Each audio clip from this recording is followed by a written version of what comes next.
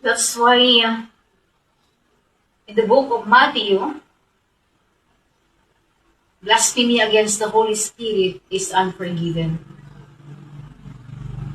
And in the book of Wisdom, chapter 1, ay nagsasalita din ang kaalam. The same sila, kaalam, espiritu, and the Godmother is one. Also the architect, the first love of the Father, and the Mother of us all, and the Queen of heaven and earth, and the family of God of heaven and earth ay totoo. Kaya aware tayo ngayon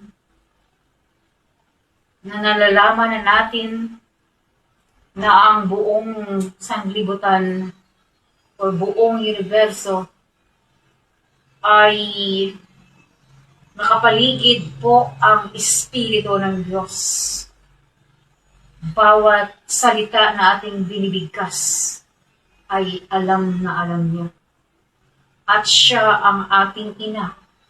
Masakit yan sa dibdib niya na makarinig ng pag-uusap ng mga anak niya sa sanglibutang ito na masasakit.